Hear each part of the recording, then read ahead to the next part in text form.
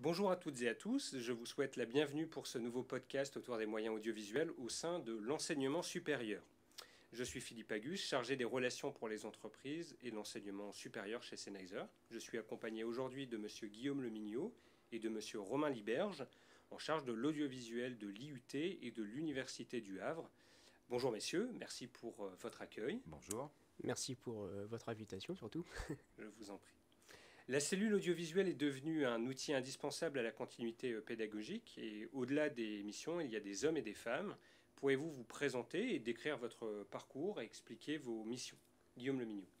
Oui, bien sûr. Mon parcours, dans un premier temps, a été au service de l'armée, dans les hélicoptères de combat, aux transmissions, où j'ai pu découvrir l'installation de sonorisation extérieure et les premiers balbutiements du montage analogique pour le grand public, avec un gradé qui revenait donc d'un conflit d'Aguet, pour ne pas le citer. Et ensuite, j'ai été embauché comme contractuel. Alors, à l'époque, on appelait ça plutôt un appariteur, hein. Et donc, j'étais appariteur et reprographe en 92 à la Faculté des Affaires internationales, puis aux Lettres et Sciences humaines. J'ai pu donc suivre une première évolution de l'audiovisuel au sein de l'université, puisque nous faisions de la projection de diapositives, de la rétroprojection, mais aussi de la projection de films 16 mm. Les laboratoires de langue étaient encore à bande, nous n'en avions qu'un qui était à cassette, et la sonorisation des amphithéâtres se faisait en 19 MHz. Et la projection des VHS se faisait sur un vidéoprojecteur Tritube. Il m'a été confié le renouvellement complet du parc audiovisuel de l'université de l'université du Havre. Et de là, j'ai pu faire évoluer, acquérir des nouvelles connaissances, de nouveaux contacts, et ce qui m'a permis de faire mon petit bonhomme de chemin au sein de l'université. C'est un sacré parcours depuis la LAT, l'aviation légère de l'armée de terre. Merci pour ces précisions. Romain Liberge, quel a été votre parcours? Alors moi du coup j'ai 23 ans et ça fait presque 2 ans maintenant que je suis à l'université Le Havre-Normandie. Oui. Et donc avant ça j'ai fait un DUT en information de communication et... Ici au Havre? Oui c'est ça exactement, donc au sein de l'IUT Le Havre auquel nous sommes actuellement. Et après ça j'ai fait une dernière année d'études en licence professionnelle donc en communication audiovisuelle. Et donc après j'ai fait un long stage pour terminer ces études donc qui a duré 6 mois et après ce stage j'ai donc atterri à l'université Le Havre-Normandie. Donc j'ai un peu une double casquette de technicien et de vidéaste puisque de base de formation je suis plus dans la vidéo. Et que vous dire de plus Expliquez-nous un petit peu vos missions du quotidien. Voilà, alors moi du coup plus de 50% de mes missions consistent à gérer du coup le parc audiovisuel de la fac. Donc ça passe du coup par la mise en place des vidéoprojecteurs, des nouvelles solutions de visioconférence par exemple, la mise en place de systèmes sonores. Ouais. Donc voilà, on essaye d'accompagner au mieux les enseignants, on essaye d'être pédagogue et puis de bien leur expliquer comment fonctionnent les outils pour qu'ils puissent être le plus autonomes possible. C'est un peu, moi je dirais, ma philosophie en tout cas. Tout en étant bien sûr toujours présent pour intervenir sur une quelconque panne qu'il peut y avoir. Ça arrive malheureusement dans l'audiovisuel. Hein. Et donc à côté de ça, comme j'ai dit, j'ai aussi la deuxième casquette de vidéaste où je fais des vidéos un peu de promotion sur l'université. D'accord. Et aussi, on a un autre service avec qui je travaille en collaboration qui fait des capsules vidéo destinées aux étudiants pour essayer de rendre les cours un peu plus hybrides, pour vraiment rendre les cours plus attrayants auprès des étudiants, pour avoir des nouvelles façons d'apprendre notamment. D'accord, ok. Guillaume Lemignot, quelles sont vos missions du quotidien? Alors, après mon passage d'une dizaine d'années au sein de la Faculté des Affaires internationales, puisque en fait, la Faculté des Affaires internationales, l'IUFR, le FST et autres, et ainsi que l'IUT font partie de ULHN, Université Le Havre Normandie. Mhm. Donc j'ai quitté après une dizaine d'années, après obtention d'un concours de technicien audiovisuel et multimédia qui maintenant a changé son nom et s'appelle technicien de l'image et du son. Donc j'ai muté à l'IUT au département Infocom, communication, information communication, Infocom, mais aussi je travaille aussi pour deux autres départements qui est le département génie civil et construction durable et le département HSE, hygiène, sécurité, environnement. Et donc j'ai plusieurs casquettes au sein de l'IUT, hein, celle de technicien audiovisuel et multimédia, puisque j'ai à gérer le parc informatique Apple, Mhm. mais aussi je suis le technicien de l'IUT et de l'ensemble de ces départements. J'ai aussi en gestion les réseaux sociaux de l'IUT du Havre et aussi enseignant vacataire en réalisation audiovisuelle et photographie. Euh, pour Ça fait répondre beaucoup de missions. oui, pour répondre à votre question, Philippe, je pratique une veille audiovisuelle hein, pour répondre aux attentes de l'université et des différents départements. Mais surtout, je garde le contact avec les différents fournisseurs pour échanger sur l'avancement de l'audiovisuel, du multimédia, toujours ça pour le service à l'enseignement. Voilà. Oui, ça fait beaucoup de missions sur beaucoup de sites. L'audiovisuel restant le même d'un site à un autre. On Oui. a les mêmes besoins de projection, de sonorisation, de collaboration. Exactement, oui. Oui, oui, D'accord. tout à fait. Euh, Romain Liberge, les moyens audiovisuels ont beaucoup évolué entre 2019 et maintenant. Et il y a de nouveaux besoins qui ont été définis, utilisés par les élèves ou même les enseignants. Est-ce que vous pouvez nous dire quelles ont été vos réflexions? Comment est-ce que vous avez sélectionné les technologies qui intègrent maintenant les amphithéâtres ou même les salles de cours? C'est une très bonne question, Philippe. Alors, il faut savoir, moi, que quand je suis arrivé, du coup, il y avait déjà quelques solutions qui étaient un petit peu mises en place. Il y avait quelques solutions qui ont été amorcées. Mhm. Après, c'est toujours un travail constant au fur et à mesure du temps. Sachant que moi, je suis assez sensible aux nouvelles technologies. J'essaie Oui. de proposer les meilleures solutions possibles. Mais il n'y a pas que ça qui rentre en compte. Il y a aussi prendre en compte il y a aussi un besoin de cibler au mieux les utilisations par rapport au corps enseignant, de ce qu'il sait utiliser, de ce qu'il peut utiliser. Au niveau de la maîtrise, tout ça, il y a forcément des Comment enseignants on qui fait? sont un peu plus... On les appelle pour définir un petit peu les besoins qu'ils ont dans les... On passe pas Ouais. directement par eux, on passe vraiment par, du coup, par la direction des composantes, parce que c'est eux qui vont prendre les choix, c'est eux qui vont Oui. investir du coup dans les nouvelles solutions mais du coup tout en prenant, comme je disais, en compte la maîtrise du corps enseignant. Donc il y a des enseignants qui vont être un peu plus sensibles aux nouvelles approches, et il y en a d'autres qui vont être un peu moins sensibles Mhm. et qui du coup vont être un peu plus difficiles convaincre. à convaincre et à rassurer aussi. C'est surtout ça notre travail. On doit aussi rassurer les enseignants par rapport aux outils, parce qu'il ne faut pas qu'ils soient non plus en totale panique quand ils voient un outil. Ouais. On doit vraiment prendre le temps d'expliquer au mieux. Après, c'est pas forcément sur le premier coup que ça va se passer. C'est un travail qui va accompagner être constant. au Voilà, c'est quotidien. vraiment les accompagner au quotidien et essayer de répondre au mieux à leurs demandes. Et donc oui, voilà, globalement c'est à peu près comme ça comme personnellement moi je fonctionne.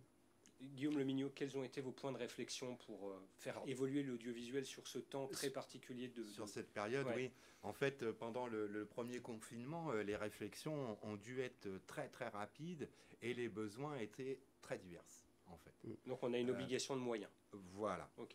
Et en fait, pour les cours en distanciel total, hein, certains enseignants ayant déjà un ordinateur portable équipé d'une webcam et donc d'un micro, hein, d'un micro intégré, Oui. cela paraissait dans un premier temps suffisant pour l'enseignement à distance. Et on s'est rendu compte que... Pas du tout. Ouais, Pas d'accord. du tout. Chacun y allait de sa petite application, en plus de celle mise en place par l'Université du Havre, sachant que le service informatique avait mis en place, le service informatique du Havre avait mis en place une application, Big Blue Button, mais sinon, le restant des enseignants jonglaient entre les différentes petites plateformes, Zoom, Discord, etc. Mais très rapidement, les limites, elles se sont fait ressentir, en fait. La qualité des micros intégrés dans les ordinateurs portables, par exemple. L'enseignant, pour l'exemple, l'enseignant de mathématiques ou de sciences qui voulait retrouver son tableau blanc, eh bien, celui qui était proposé par les différentes applications n'était pas si simple à utiliser avec une souris ou un trackpad. Donc, j'ai proposé, par exemple, pour cet exemple, des tablettes graphiques, simples à connecter pour l'utilisateur. Oui. Et puis... fallait pas le contraindre dans sa manière dans sa pédagogie, en fait. Exactement. Il fallait que ça soit... il fallait qu'il retrouve un petit peu sa salle de cours, quoi, lorsqu'il était en distanciel. Parce que là, on parlait d'un distanciel complet. Il n'y avait pas de jauge à 50%. C'est après que ça a évolué. Mais j'y reviendrai peut-être. Pour rebondir avec ce qu'a dit Guillaume, en fait, ça a été tellement vite avec le Covid et tout ce qui s'ensuit qu'il y a eu vraiment une grosse demande par rapport à l'offre.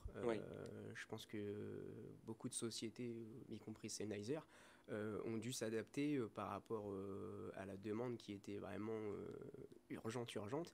Et je parle pour nous, mais je pense aussi pour ceux qui nous écoutent là. On n'a pas été les seuls, je pense, à être pris de court par rapport aux solutions qu'on avait. Et en plus, je pense qu'il y a aussi un besoin déjà que nous, on puisse savoir utiliser ces outils avant de pouvoir le proposer au corps enseignant et à la direction. C'était surtout, moi, je pense que c'était personnellement un problème. Et justement, je vais vous poser une question à tous les deux, une question assez difficile. Vous avez l'occasion de revenir en arrière. Qu'est-ce que vous ne referiez pas en termes de décision, de choix, de solutions, compte tenu finalement de l'urgence? Est-ce que vous avez réussi à prendre le temps? Est-ce que ça a été plus compliqué? Il a fallu surréagir à une situation? Vous pouvez revenir en arrière. Du fait de l'urgence, les réflexions ont dû être prises très très rapidement, comme le soulignait Romain. On n'a pas eu le temps de tester.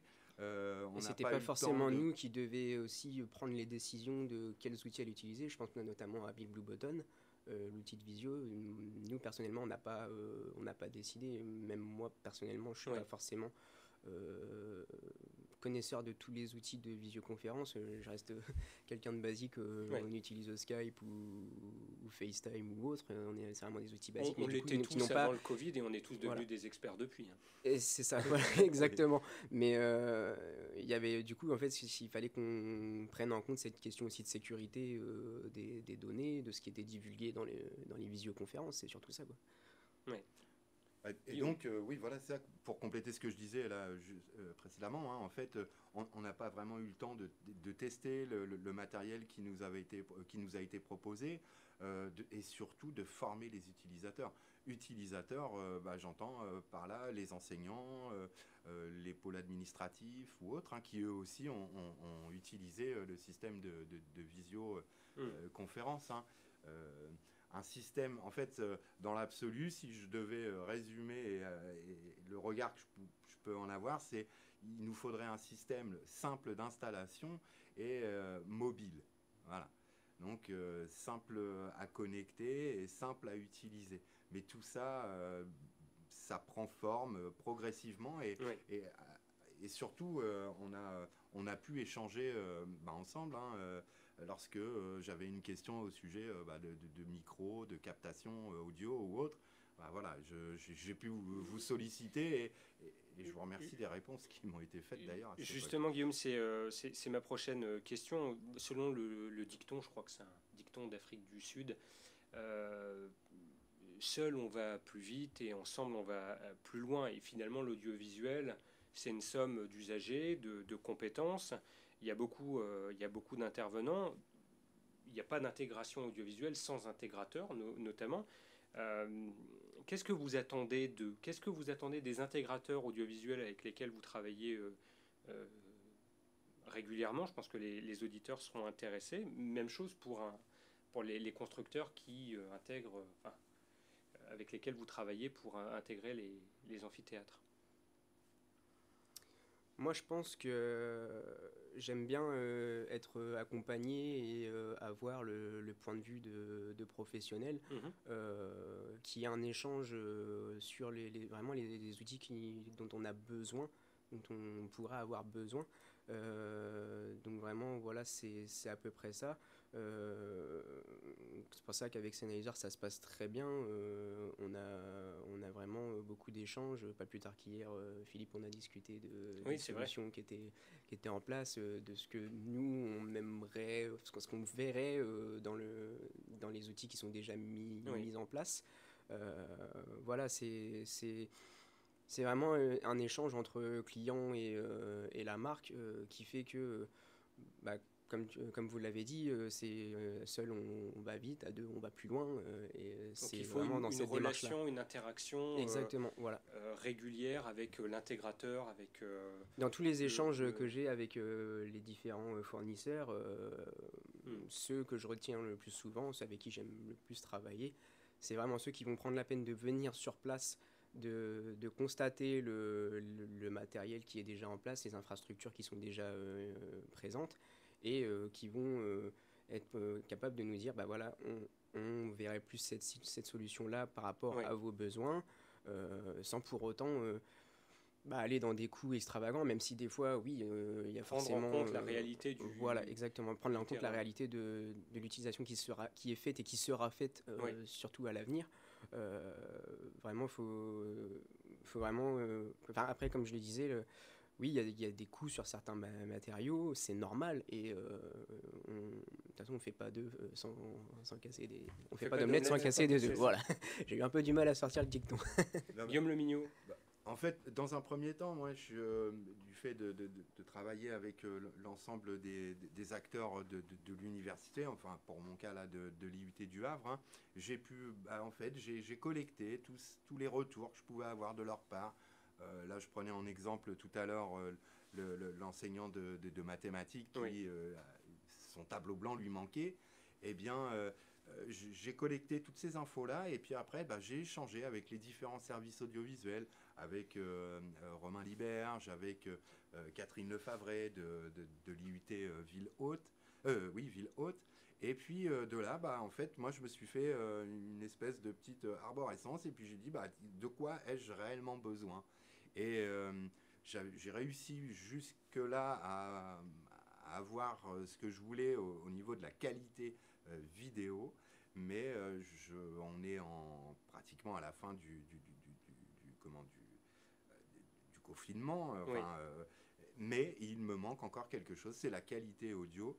Et limite, j'aurais pu me passer d'une super qualité vidéo, mais par contre d'une très très bonne qualité audio. Et ça, j'ai trouvé que dans les systèmes vendus tout en un, on ne pouvait pas avoir tout ça.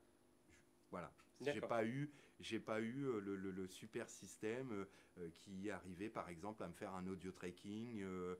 Oui, le tracking vidéo, il s'opérait, ça, il n'y avait pas de souci.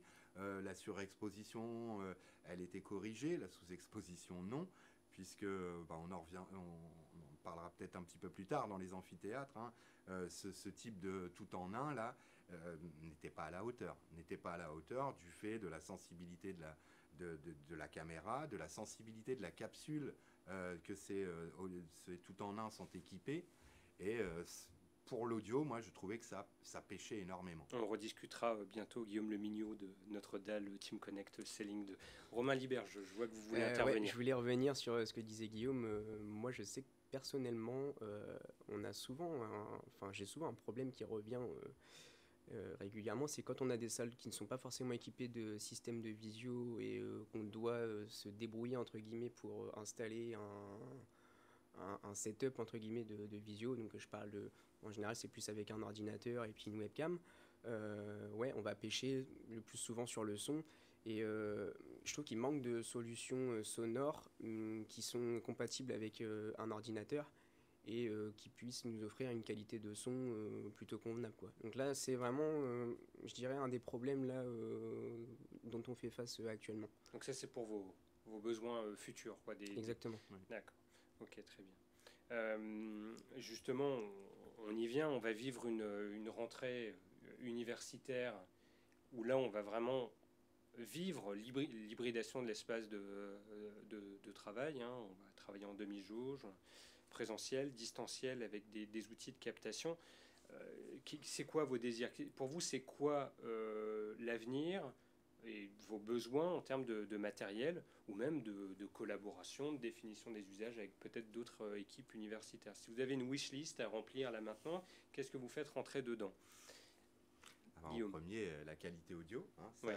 c'était vraiment un manque pendant cette période. La qualité vidéo pour un amphithéâtre, hein, je disais, les tout en un pouvaient dépanner. Hein, Elles ont leurs limites? Elles ont leurs limites. Qu'est-ce que vous voulez dire? Ouais. Dans le sens où, si par exemple, vous êtes dans un amphithéâtre avec un tout en un, la distance entre votre tout en un et l'enseignant sur le chair, elle ne doit pas excéder 6 mètres. Ouais. C'est difficilement réalisable, ce genre de choses, si on veut avoir un plan large du chair, de l'écran, de la projection, du tableau blanc et autres. Voilà, ça a ses limites. Donc, par la suite, on a réussi à trouver un système vidéo motorisé qui tenait la route, mais l'audio n'est... Donc plus de qualité audio. Audio, oui, Ouais. J'insiste là-dessus, parce qu'en fait, liste, hein. on peut diminuer la qualité vidéo, légèrement diminuer, mais Pour faire un choix. il faut faire un choix, voilà, Ouais. et avoir vraiment une qualité, une audition correcte, parce que ça aussi, ça a son importance dans l'enseignement. Si l'étudiant n'entend pas correctement ce qui se dit, il n'y a pas de continuité pédagogique. Voilà, il va décrocher. Romain Liberge, qu'est-ce que vous mettez sur votre wishlist? Moi déjà, tout d'abord, je pense qu'il faut un juste milieu entre le distanciel et le présentiel. Oui. Parce que moi j'ai l'impression que quand même au niveau des étudiants, il y a surtout une volonté de revenir en présentiel avant tout.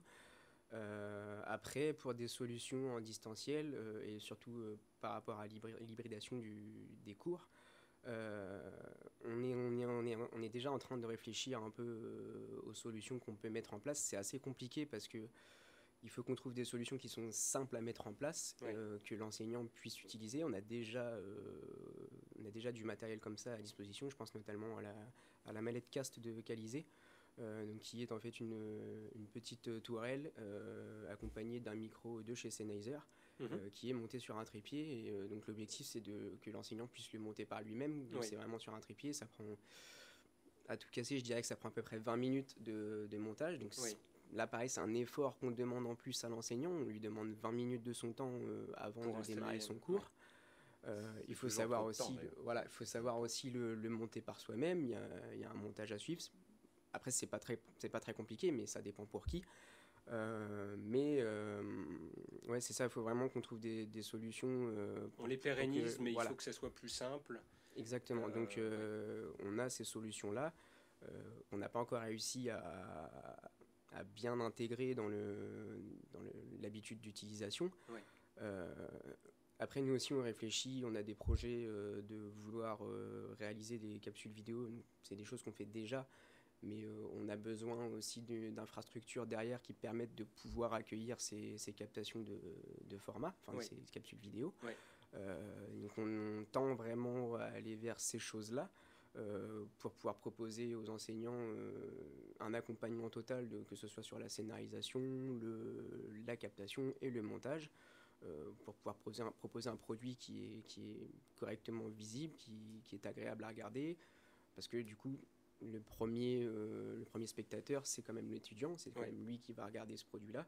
Il faut se mettre aussi à leur place, essayer de faire en sorte que ce soit digeste, entre guillemets.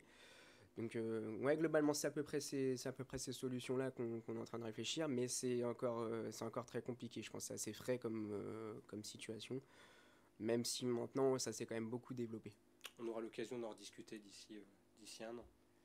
Moi, si je peux rajouter quelque chose au sujet des systèmes de visio et de captation, en fait, mon choix s'est tourné sur un système plutôt fixe, hein, pour ce qui est amphithéâtre et salle de réunion, parce qu'en fait, pas le temps, les intervenants ou les utilisateurs n'ont pas toujours le temps pour installer et autres, et puis certains ne sont pas intéressés par ça, ils veulent donner leur réunion ou donner leur cours.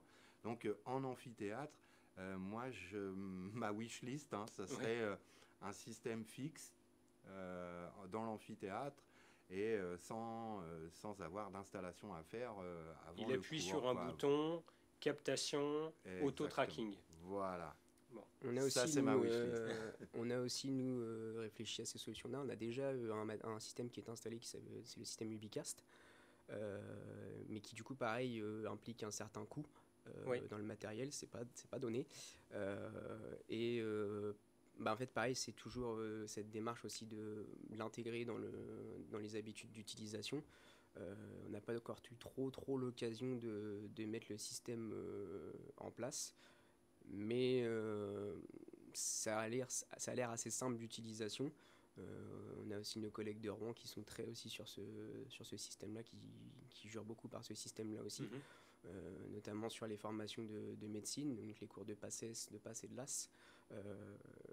C'est ce système-là qui est utilisé et qui fonctionne plutôt très bien. Très bien, messieurs, on a entendu votre wishlist. On veut des produits qui soient efficaces, de qualité et simples à utiliser. Je vous remercie donc pour vos réponses et j'espère que cela aura éclairé ou fait réagir nos auditeurs. On était donc au Havre en compagnie de monsieur Guillaume Lemignot et de monsieur Romain Liberge. Prenez soin de vous, bon courage pour vos projets d'intégration. À très bientôt. Merci messieurs. Philippe. Merci. Allez, au revoir. Au revoir.